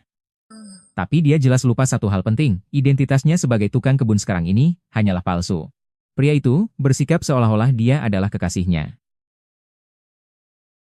Tapi hasilnya? Sudah 1 minggu penuh. Berapa lama lagi? Seolah hilang di telan bumi. Bahkan bayangannya pun tidak terlihat. Vanessa menepuk-nepuk pipinya. Memaksa dirinya untuk sadar. Jangan berhalusinasi lagi. Tepat saat itu, melihat perilaku Vanessa yang aneh, dia bertanya, "Nona, apa yang sedang Anda lakukan?" Vanessa terkejut. Dia buru-buru menutupi kertas surat di tangannya. Berpura-pura tenang dan beralasan, tidak ada apa-apa. Tiba-tiba datang kemari, ada urusan apa? Mary berdiri di sampingnya, terbata-bata. Cukup lama, dia tidak bisa merangkai kata. Jelas sekali ada seseorang yang sulit dihadapi datang berkunjung. Vanessa bahkan belum sempat bereaksi. Sebuah suara berat terdengar dari arah pintu. Lama tidak bertemu, Nona Vanessa. Orang yang datang ternyata Earl Loudon. Earl Loudon duduk di hadapannya, dengan nada bicara yang menekan dan menyesakkan. Kalau sampai Vanessa benar-benar jatuh hati, bagaimana cara mengakhiri kebohongan ini nantinya? Li Fu menghela napas.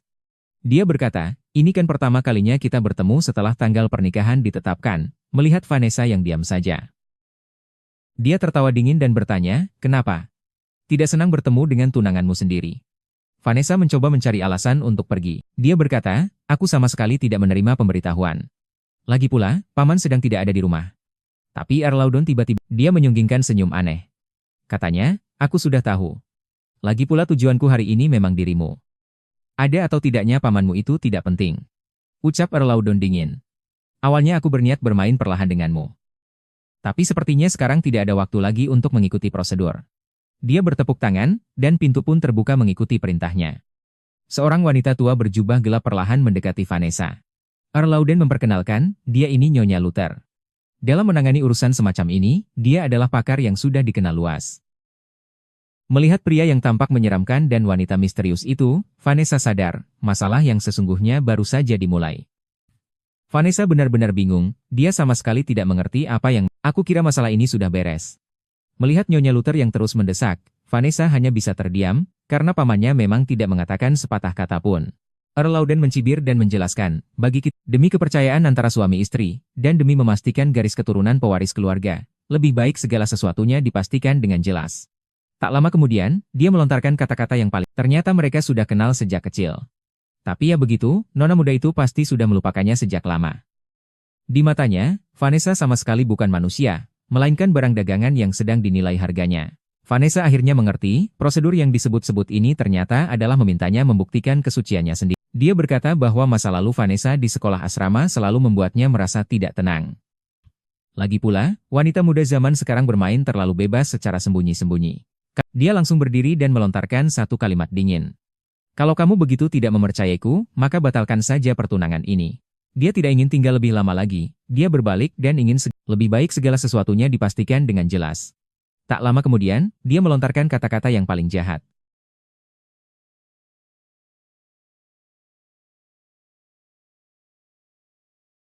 Kalau sudah bayar mahal untuk membeli barang, tapi ternyata barangnya rusak, siapapun pasti akan merasa kecewa, kan?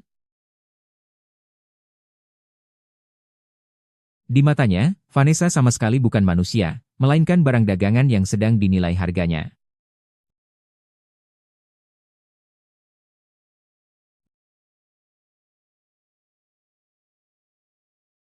Lagi pula, wanita muda zaman sekarang bermain terlalu bebas.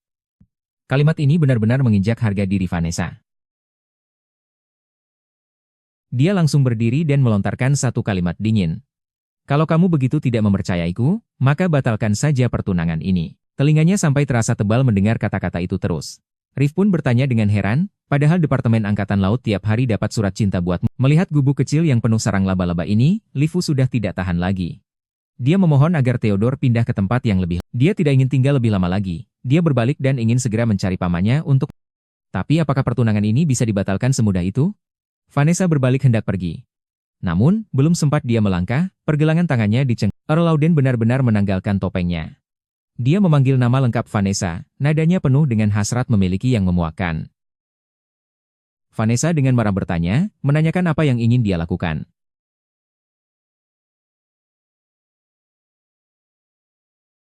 Tapi yang dia dapatkan justru perlakuan yang lebih kasar. Earl Loudon menekannya kembali ke kursi dan dengan dingin, tak lama kemudian, dia mengucapkan permintaan yang paling tidak tahu. Saat itulah Vanessa baru benar-benar sadar, orang gila macam apa yang sedang dia hadapi. Vanessa menangis tanpa henti di sofa, sementara Earl Louden justru melontarkan sindiran di sampingnya. Dia merasa tunangannya masih seperti anak kecil yang belum dewasa. Dengan pura-pura peduli, tepat pada saat itu, Nyonya Luther tiba-tiba angkat bicara. Dia langsung menolak permintaan Earl Louden. Urusan pribadi seperti memeriksa tubuh seseorang, dia tidak berniat melakukannya sendiri. Sebagai orang dengan status tinggi, mana bisa dia menderita seperti ini? Tapi Theodore sadar betul posisinya. Sekarang, dia hanyalah keponakan tukang kebun. Dia terus terang berkata bahwa lebih baik urusan seperti ini diserahkan kepada dokter. Giliran Earl Louden yang bungkam, suasana pun seketika menjadi sangat canggung. Nyonya Luther mengeluarkan botol kecil, mengatakan bahwa satu tetes air suci di dalamnya sudah cukup. Jika dia masih murni, tetesan air itu akan tetap menempel di kulit. Tapi jika dia sudah pernah berhubungan dengan pria, air itu akan langsung meluncur jatuh. Setelah mendengar itu, Earl Louden bukannya marah, malah merasa cara ini sangat menarik. Bahkan dia ingin menyimpan sedikit kejutan untuk malam. Agar ritual berjalan lancar, Nyonya Luther langsung mengusir Earl Louden, meminta sang Earl menunggu di luar pintu. Sekarang di dalam ruangan hanya tersisa dua wanita ini. Bagaimana cara Vanessa untuk menipu mereka? Begitu Earl Louden pergi, Nyonya Luther meminta Vanessa mengulurkan lengannya, bersiap memulai ritual yang disebut-sebut itu. Vanessa justru bersikap sangat tenang. Dia langsung membongkar kedok lawan bicaranya, mengatakan bahwa air suci seperti itu hanyalah trik untuk menakut-nakut. Itu hanyalah air biasa. Nyonya Luther tidak membantah setelah mendengarnya, malah menunjukkan ekspresi yang penuh makna. Dia secara terus terang mengakuinya. Hal yang benar-benar bisa membuktikan kesucian, sama sekali bukanlah air itu. Kalau sampai dia pindah ke villa mewah itu, identitas aslinya bakal terbongkar dalam hitungan menit. Kalau beritanya sampai ke telinga orang tua itu, bisa melainkan nurani di dalam hati setiap orang. Asalkan hati bersih, saat menghadapi ujian, tentu bisa tetap tenang. Namun, jika di dalam hati menyimpan rahasia kotor, ketakutanlah yang akan membuat kebenaran terungkap sepenuhnya. Vanessa berkata, asal lengan akan gemetar tanpa terkendali, sehingga air itu pasti tidak akan bisa menempel. Nyonya Luther menangkap sindiran itu. Dia langsung berbalik bertanya apa yang sebenarnya ingin diisyaratkan oleh Vanessa. Vanessa mencibir, adalah karena dia memiliki kepercayaan mutlak pada Nyonya Luther. Ini berarti, entah tetesan air itu nantinya menempel atau tidak. Hasil akhirnya nanti, sepenuhnya bergantung pada bagaimana mulut Nyonya Luther berbicara. Asalkan dia mau. Dia bisa mengarang cerita apapun. Nasib Vanessa sekarang benar-benar berada di tangan wanita tua ini. Vanessa memutuskan untuk tidak lagi berdiam diri menunggu nasib. Dia menatap lawan bicaranya, lalu berkata-kata demi kata, aku ingin. Di luar tiba-tiba hujan turun dengan sangat deras. Dia berjalan sendirian di tengah hujan, sementara hatinya berkecamuk hebat. Jika ini terjadi di masa lalu, dia mungkin akan sangat senang jika pamannya mengetahui kebenarannya. Bagaimanapun, sebuah skandal. Theodore bicara dengan tegas, kalau dia pulang sekarang, itu sama saja seperti masuk ke dalam api. Pernah menjadi kartu as yang sangat dia idam-idamkan. Asalkan nama baik itu hancur, dia bisa sepenuhnya melarikan diri dari rumah itu. Berhasil lepas dari cengkeraman Earl of Louden. Tapi sekarang, padahal ini adalah hal yang dulu paling dia inginkan. Jadi, kenapa dia malah mulai merasa takut? Vanessa mati-matian berusaha menyembunyikan kebenaran, bahkan sampai rela menyuap wanita. Sebenarnya, alasannya cuma satu. Saat dia sedang merasa hancur dan putus asa, sebuah payung tiba-tiba melindunginya. Theodore entah sejak kapan sudah berdiri di belakangnya. Dia menatap Vanessa yang basah kuyup dengan kening berkerut. Vanessa terpaku di tempat. Sepatah kata pun tak sanggup terucap. Tapi di dalam hatinya, jawaban itu sudah ada. Alasan dia begitu takut rahasianya terbongkar, alasan dia masih ingin terus mempertahankan keadaan ini, adalah karena baginya. Musim panas ini masih jauh dari kata berakhir. Apakah kisah mereka berdua benar-benar bisa berlanjut? Hujan di luar masih terus turun. Namun, suasana di dalam ruangan terasa sangat menyesakkan. Suara Vanessa terdengar serak. Dia bilang tenggorokannya sudah kering kerontang. Tapi Theodore terlihat sangat tenang. Dia malah balik bertanya pada Vanessa. Dia bakal dipaksa masuk ke dalam pernikahan yang paling menyedihkan. Dia merasa kondisinya sekarang sudah cukup baik, dan menyuruh Lifu berhenti mengkhawatirkan hal yang tidak perlu. Kenapa tadi harus menahan diri sampai sebegitunya? Padahal tidak perlu menyiksa diri sendiri. Vanessa masih merasa khawatir akan ketahuan orang. Tapi perkataan Theodore selanjutnya benar-benar menusuk tepat di ulu hatinya. Dengan nada dingin dia bertanya. Theodore mengingatkannya untuk melihat kenyataan. Jika sampai ketahuan orang sekarang, pihak yang akan benar-benar dalam bahaya. Hanya Vanessa sendiri. Kalimat itu bagaikan palu godam yang menghancurkan semua alasan yang Vanessa bangun selama ini. Menghadapi pria yang bisa melihat segalanya ini, apakah dia masih bisa terus berpura-pura? Vanessa menatap Theodore. Tatapan matanya syarat akan emosi yang rumit. Dia berbisik, jika hubungan kita harus terus. Theodore tidak mundur. Dia menatap lekat ke arah Vanessa, suaranya mengandung otoritas yang mendominasi. Daripada menyakiti dirimu sendiri, lebih baik biarkan saja suaramu keluar. Dalam hati dia membatin, seolah-olah kita adalah sepasang kekasih yang sungguhan. Namun, kata-kata Nyonya Luther masih terngiang di telinganya. Aku tidak akan menerima bayaran untuk hal yang kamu inginkan itu. Lagi pula, dia justru merasa kalau masa penyamaran seperti ini cukup menyenangkan. Ini berarti rahasia itu masih menggantung di atas kepala, kapan saja bisa meledak sepenuh. Nyonya Luther menolak uang itu. Dia bilang, hidupnya berpegang teguh pada kepercayaan. Tapi dia meninggalkan dia berkata, jika suatu hari nanti Vanessa hamil. Datang saja padanya, dia punya cara untuk membuat anak itu menghilang tanpa jejak sama sekali. Kembali ke realita, Theodore menatap Vanessa yang tampak lemah dan berpesan agar dia belajar. Vanessa hanya menjawab pelan, tapi pikirannya penuh dengan peringatan dari Nyonya Luther sebelum pergi tadi. Jangan pernah memberikan hatimu pada hubungan yang Apakah hubungan berbahaya ini benar-benar bisa berakhir aman seperti yang dia bayangkan? Vanessa tersenyum sambil mendongak, mengikuti kata-kata Theodore dan menjawab, kalau begitu, lain kali kamu harus menepati janjimu. Sudah larut malam kenapa belum pulang? Theodore tidak bisa menahan diri untuk mengingatkannya. Bagaimanapun, biasanya jam segini, tapi Lifu melihat kebun ini dan benar-benar tidak paham. Apa sih yang menyenangkan jadi tukang kebun di tempat seperti ini?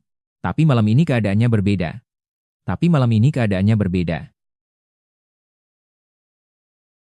Sirkus sedang mengadakan pertunjukan. Semua orang pergi menonton untuk bersenang-senang. Sekarang tidak akan ada yang tahu. Melihat Vanessa yang terdiam, dia tiba-tiba mengajak, bagaimana kalau kita pergi melihatnya? Menghadapi ajakan mendadak ini, Vanessa jelas belum siap. Meskipun dia sangat tertarik, logikanya terus bimbang. Lagi pula, kalau sampai ketahuan orang yang dikenal, atau terdengar oleh pamannya, urusannya bisa jadi sangat panjang. Dia tidak akan sanggup menanggung konsekuensinya. Tapi Theodore sangat santai, dia langsung memakaikan topi pada Vanessa. Selama tidak ketahuan, malam ini akan jadi rahasia milik kita berdua. Jalanan dipenuhi orang, tapi Vanessa merasa sangat tidak nyaman. Dia merasa tatapan orang-orang terus tertuju pada mereka. Theodore melihat sikapnya itu dan tidak tahan. Ternyata, mumpung sedang keluar, dia ingin membelikan hadiah untuk Rosalind dan Blair. Di mata Theodore, perkebunan terpencil ini benar-benar kampungan. Bagaimanapun, ulang tahun teman-temannya sudah dekat, dan kesempatan seperti ini mungkin akan lebih jarang lagi ke depannya. Melihat kantong belanjaan yang penuh dengan niat baik, Vanessa merasa ragu, apakah mereka benar-benar akan menyukainya. Vanessa masih berhitung di dalam hati, ingin memilihkan bros untuk Rosalind, dan Theodore menatap keramaian di depannya, dia teringat masa lalu, momen-momen yang hanya ada mereka berdua. Seolah waktu tidak pernah berubah. Tepat pada saat itu, kembang api meledak di langit. Vanessa menunjuk ke arah Theodore menatapnya dalam diam, sementara Vanessa tersenyum begitu ceria.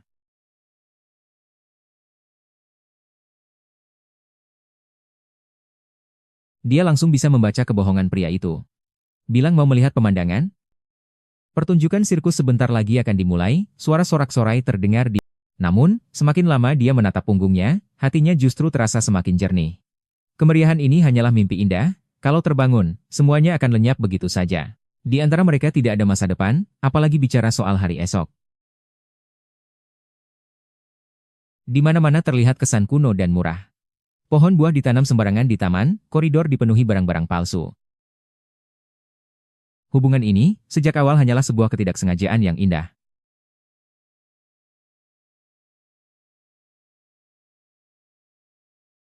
Awalnya Theodore mengira, kalaupun nanti mereka bertemu lagi, mereka hanya akan jadi orang asing yang berpapasan.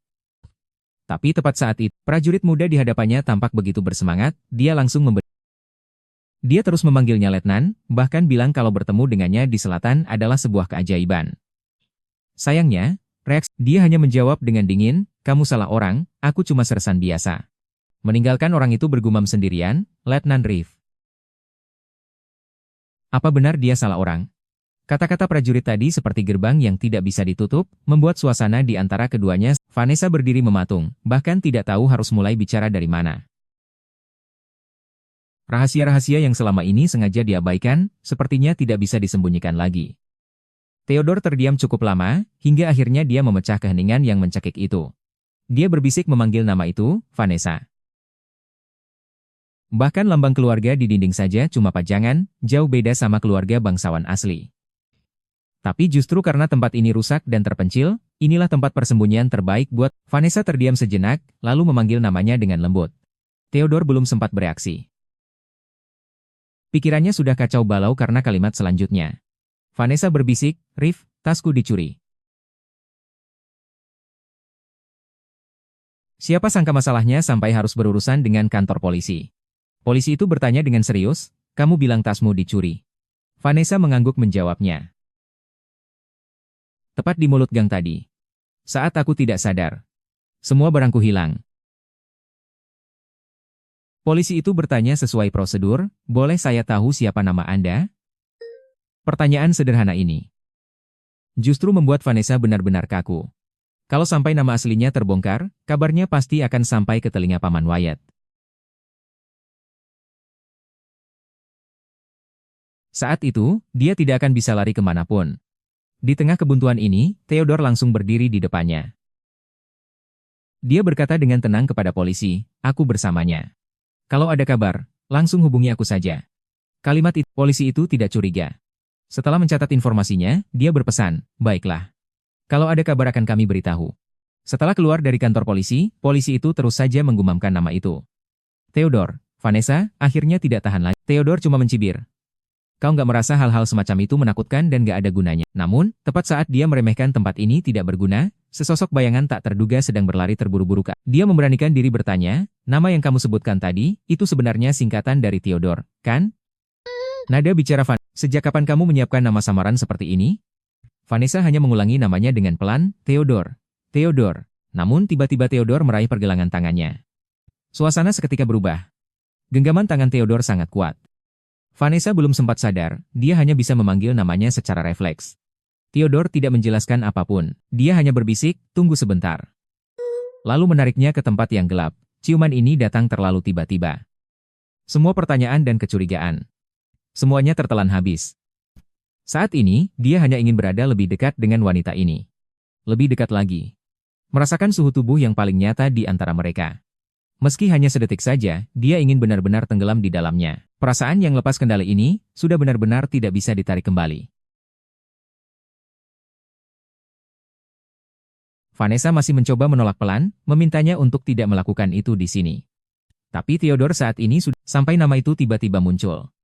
3 kata Theodore itu seperti sember air dingin yang memadamkan api yang baru saja membara. Meskipun Theodore merasa tempat ini tidak ada bagus-bagus, Vanessa hanya bisa memohon, yang akhirnya membuat Theodore sadar dari hilangnya kendali itu. Dia melepaskan tangannya dengan menyesal, bahkan tidak berani menatap matanya, hatinya sangat kacau.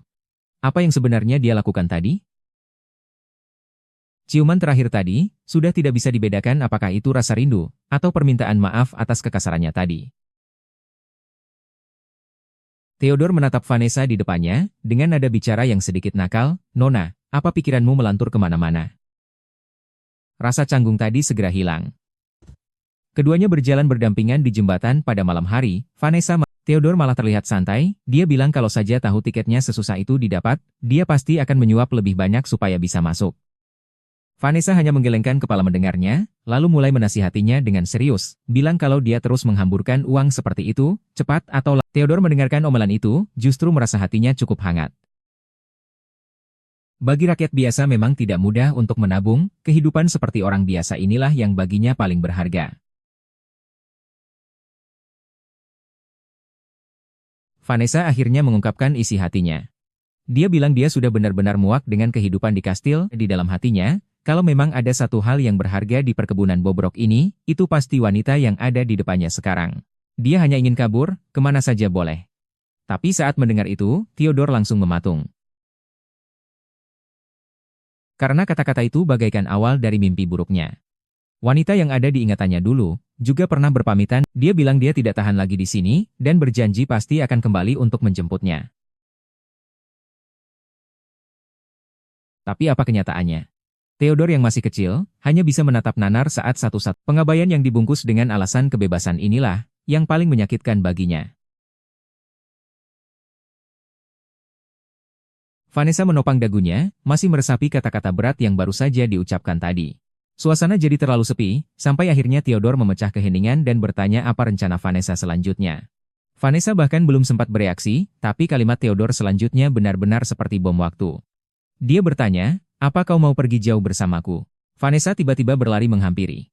Tangannya menggenggam erat buah delima. Dia berhenti di depan Theodore, tampak sedikit canggung. Dengan ragu-ragu, dia bertanya apakah dia bisa menyita waktunya sebentar untuk bicara berdua saja. Sekarang giliran Theodore yang terdiam. Apa sih yang sebenarnya diinginkan nona muda ini? Theodore jelas tidak mau meladeni. Tanpa menoleh, dia membuang kata, aku lagi sibuk. Tapi Vanessa tidak mau menyerah begitu saja. Dia buru-buru memanggilnya. Vanessa bahkan tidak memeduli. Kalimat berikutnya membuat Theodore benar-benar menghentikan langkahnya. Vanessa bilang, aku punya satu. Theodore berbalik. Matanya menatap tajam dengan rasa ingin tahu. Apa sih rencana nona muda? Terutama yang namanya cinta, itu cuma buang-buang waktu saja. Vanessa berdiri di bawah sinar matahari. Tangannya menggenggam delima yang retak itu erat-erat. Sari buah merah menetes dari sela-sela jarinya.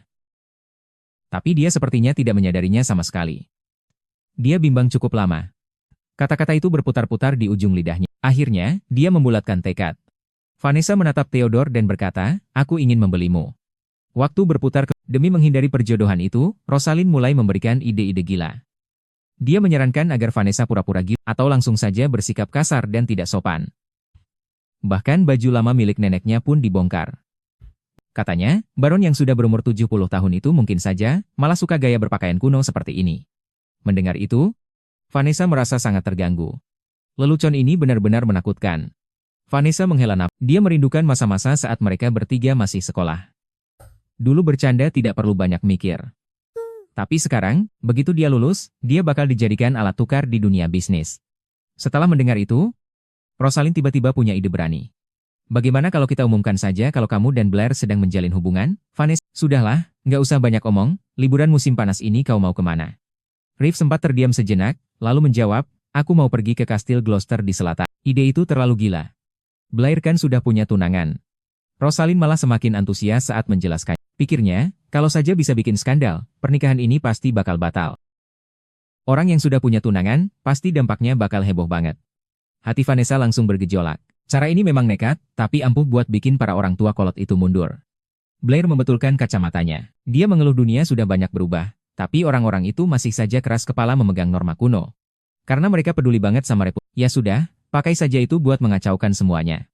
Blair dan Rosalind pun menyatakan sikap. Kalau Vanessa merasa sudah nggak kuat lagi, mereka siap pasang badan kapan saja. Mau kabur atau menghilang sekalipun, cukup bilang satu kata, mereka bakal habis-habisan membantunya. Vanessa terdiam cukup lama. Hatinya memang terasa hangat, tapi dia tetap menggeleng. Dia nggak mau gara-gara ingin menghindari pernikahan ini, dia malah menyeret dua sahabat terbaiknya masuk ke dalam masalah. Setelah bicara begitu, dia bangkit dan pergi sendiri.